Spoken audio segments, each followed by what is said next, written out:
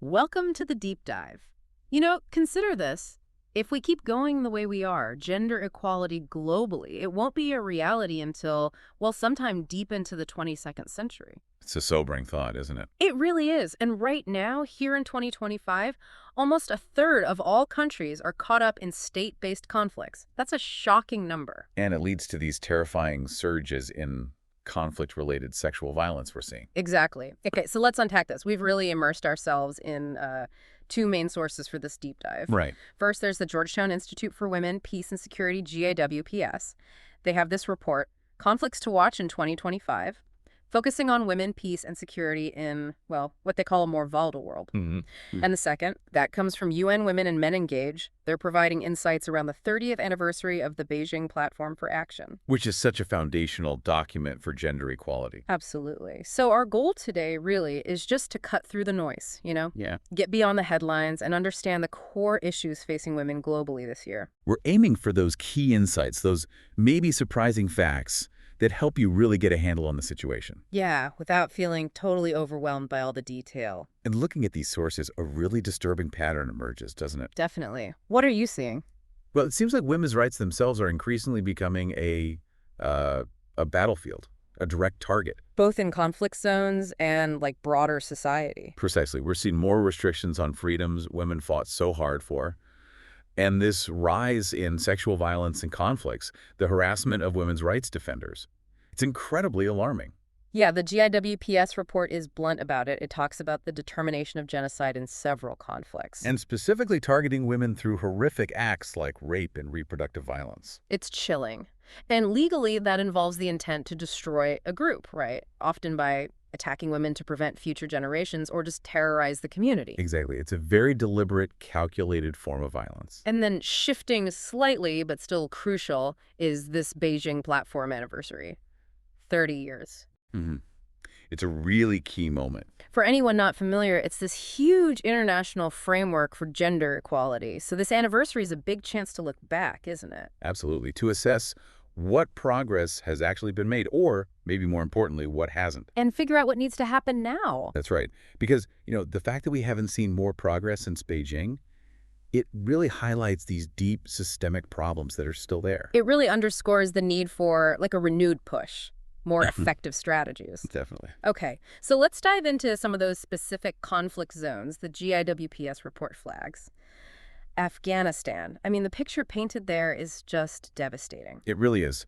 The report uses the phrase complete erasure of women and girls from public life under the Taliban. It's not just limits, it's a total dismantling of their public existence. The scale of it is what's so shocking. Over 100 edicts, controlling almost everything. Even things like women's voices shouldn't be heard in public. Their shadows shouldn't be seen. Exactly. And that December 2024 ban on women training as nurses and midwives. That's horrifying. The report says it's already causing preventable deaths, right? Yes, because there just aren't enough female healthcare providers. It shows how gender inequality has these direct lethal consequences on basic services. And NGOs employing women being shut down, it just isolates them further, cuts off lifelines. It's incredibly bleak. But even then, the resilience. You read about Afghan women creating underground schools, online schools. It's remarkable, risking everything for education. And the international community is looking at accountability, aren't they? Like an ICJ case, maybe the ICC. Yes, and this push to get gender apartheid recognized as a crime against humanity. Yeah. Basically saying systematic gender discrimination is like racial apartheid. That would be huge. But the report also mentions this tension, right, between talking to the Taliban diplomatically and demanding justice for gender persecution. It's a massive dilemma. How do you engage without legitimizing? How do you push for justice effectively? Have there been cases where that balance was struck successfully? It's always incredibly difficult. History shows that international pressure, sanctions, legal threats, they can sometimes work. But often, the real driver of change is sustained pressure from local civil society. Amplified by international support. Exactly. And in Afghanistan, the work Afghan women are still doing, despite the risks, is absolutely critical for keeping that pressure on. Okay, moving from Afghanistan, the report also looks at Chad and the Sahel region, a different kind of crisis, but connected. Very connected. Here you have climate change and conflict hitting women and girls hardest. Leading to things like child marriage, displacement, food shortages. It's a Devastating mix. Huh. And the temperatures there, Yeah. rising 1.5 times the global average. That really drives it home. It's not just hardship. It undermines their traditional roles in farming, managing resources. Absolutely. It's a perfect storm where environmental crisis just makes existing inequalities much, much worse. And women are often on the front lines of that impact. They are. Their knowledge is crucial for community survival, but they're the first hit by climate shocks. Plus, you have Boko Haram still active, and the spillover from Sudan. Ah, yes, the refugees from Sudan. Mostly women and children, right? Nearly 90%, according to the report, putting immense strain on already scarce resources in Chad. It sounds overwhelming. But there were some positive notes, like an information campaign on women's rights. Yes, reportedly ordered by the Chadian president. And crucially, women-led groups on the ground are fighting to protect land rights, prevent gender-based violence. Those local efforts feel so vital. They are. Grassroots initiatives usually know best what's needed in their own communities. Empowering them, funding them, that's key for building resilience. Haiti is another area flagged for serious concern. Gang violence. Escalating horrifically, sexual violence, targeted killings of women. The report warns it could push Haiti towards total state collapse. And just getting basic humanitarian aid, healthcare, it's incredibly difficult. What's so disturbing is how gangs seem to be specifically targeting women. It's not random. It looks like a deliberate tactic of terror and control. And the planned UN peacekeeping mission is facing delays. Yes, challenges in getting it deployed, which just leaves women and girls even more vulnerable. It shows how complex international intervention is in these situations. But again, resilience. The report highlights Haiti's women's movement as a vital resource. Absolutely. Their local knowledge, their networks, Yeah. they're seen as key to finding a path towards security and democracy. It's a theme, isn't it? Women organizing, leading, even in the absolute worst circumstances. It really is. Despite facing unimaginable threats, women step up. As first responders, peace builders, advocates, their inclusion isn't just about rights, it's essential for finding solutions that actually work. Let's turn to Iran. The woman life freedom movement was so powerful, but the report warns repression could actually get worse. Yeah, there's this looming threat from that draft law, the chastity and hijab law. The one with a potential death penalty for protesting compulsory veiling. Exactly that one. It's apparently paused, maybe because the government fears unrest, but it hasn't gone away. So it's still hanging over women's heads. Like a sword, yes. Adding to the risks they already face daily, just for defying morality laws. And yet, women in Iran keep resisting. It's incredibly courageous. Truly. Facing arrest, assault, even execution, their determination is just extraordinary. Okay, let's shift to Israel, Palestine, and Lebanon. Obviously, incredibly complex, devastating humanitarian situation. Immense. And the report points squarely at the continued marginalization of women from decision-making. Despite the huge impact the conflict has on them. Right. That example of the all-male negotiation team for the January 2025 ceasefire draft, it says a lot. And that exclusion isn't just symbolic, is it? It affects the outcome. Definitely. Right. It means women's specific security needs, their experiences, often get overlooked in peace deals. And the situation for women in Gaza?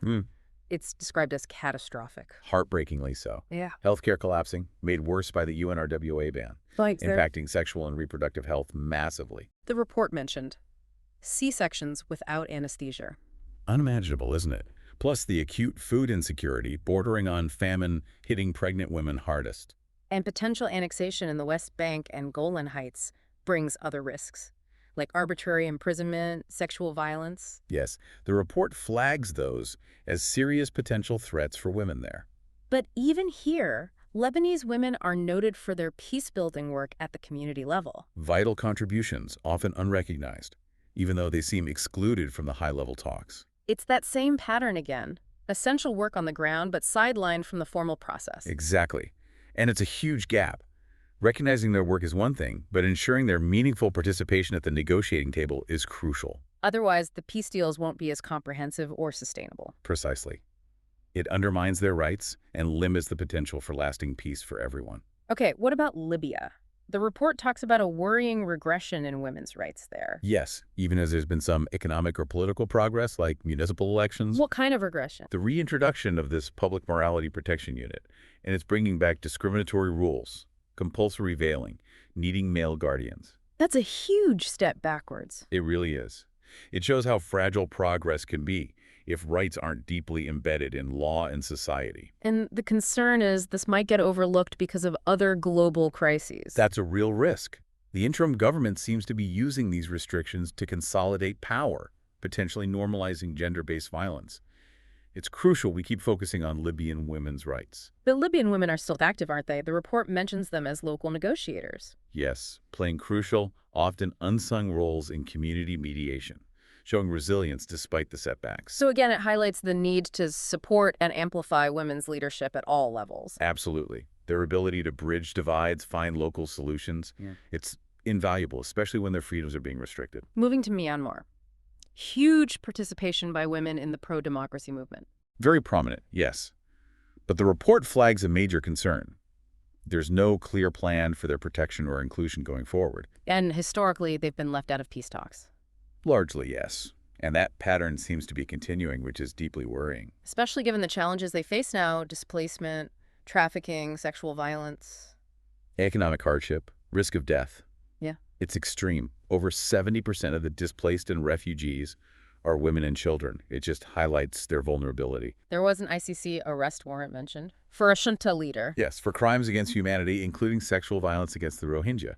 It's a narrow opening for accountability, but much more is needed for all women in Myanmar. urgently, both for their immediate safety and to guarantee they're fully included in any future political transition or peace process. Nigeria.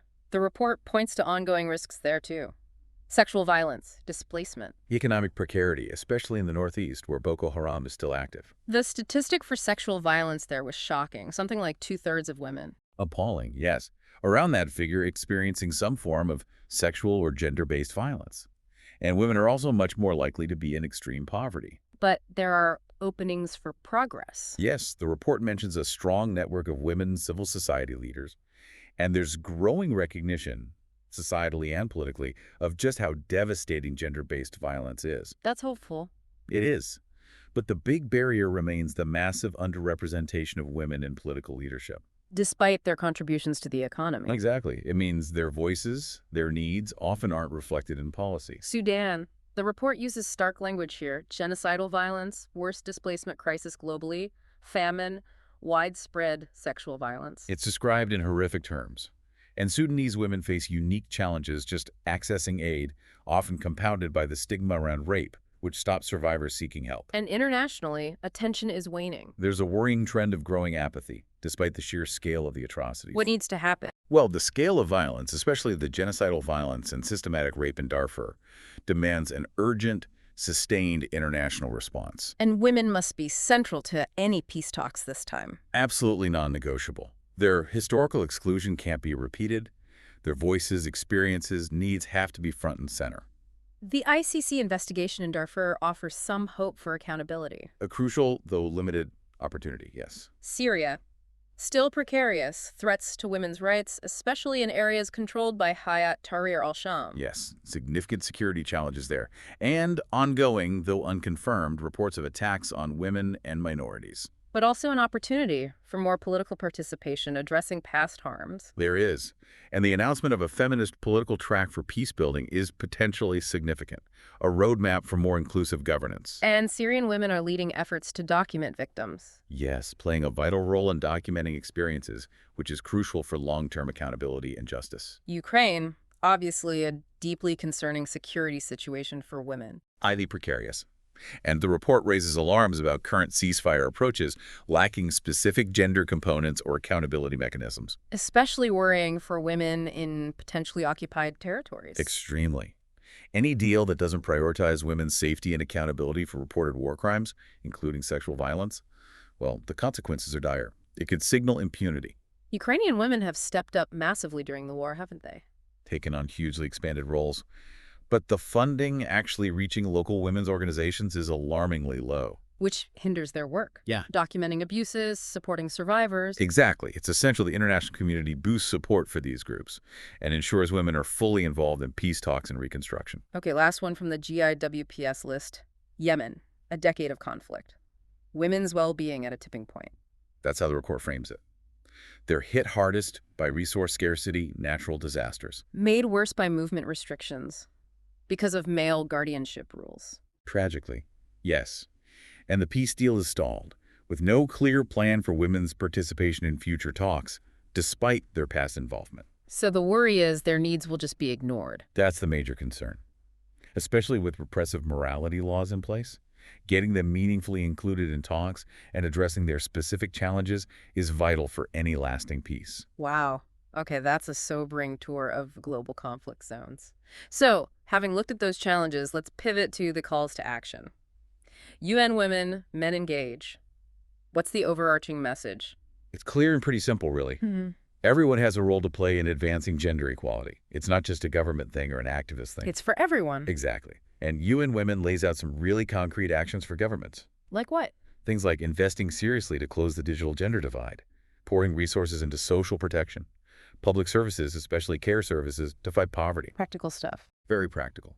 Adopting, funding, and actually implementing national laws against violence against women, and supporting those local women's groups doing the work on the ground. That seems critical. What else? Using laws, policies, even temporary special measures to get more women into decision-making roles.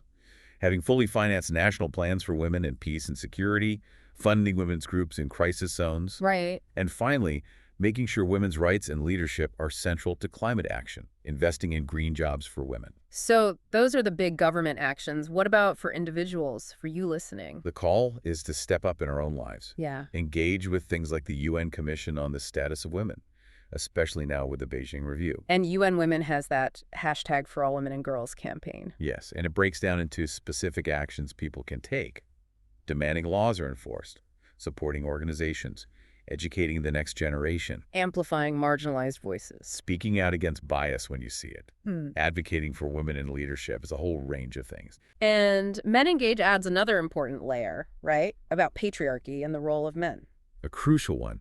They emphasize that even with some progress, patriarchal systems are still deeply embedded everywhere. And men and boys need to be active allies. Absolutely. Challenging those restrictive gender norms, working towards systemic change.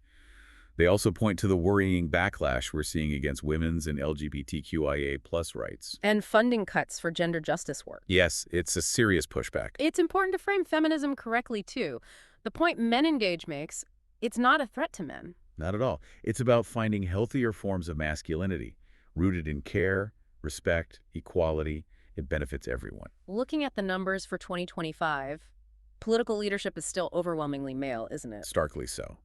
Women hold the top job in only about 25 countries. They're just over a quarter of MPs and cabinet ministers globally. And the proportion heading ministries has actually declined. Worryingly, yes. And even when women are ministers, there's that bias. Right, they get social affairs, health, education. While men dominate foreign affairs, defense, finance, the traditionally powerful portfolios. And progress in parliaments is just slow. Painfully slow. It really highlights how entrenched these challenges are. So as we look towards International Women's Day 2025, the theme is rights, equality, empowerment, marking 30 years since Beijing. It's clear there's been some progress, yes. Yeah. But these huge systemic barriers are still firmly in place. Everywhere. Okay, so wrapping up this deep dive, we've seen how conflict, climate change, politics, social norms, they all intertwine and really impact women's rights globally in 2025. It's complex, often grim, but it's the reality we need to understand. And hopefully for you listening, understanding these global issues gives you a better lens for making sense of current events. Recognizing those gender dimensions that are always there, often hidden, and seeing the urgent need for real transformative change. So, maybe a final thought to leave you with. Given everything we've discussed, and with this 30th anniversary of Beijing upon us, what single action, maybe personal, maybe political, do you think could make the biggest difference for women's rights in the next year? That's a powerful question to consider, and we really do encourage you to explore the original reports from GIWPS, UN Women, and Men Engage for more detail. And think about how you might engage with those calls to action we talked about.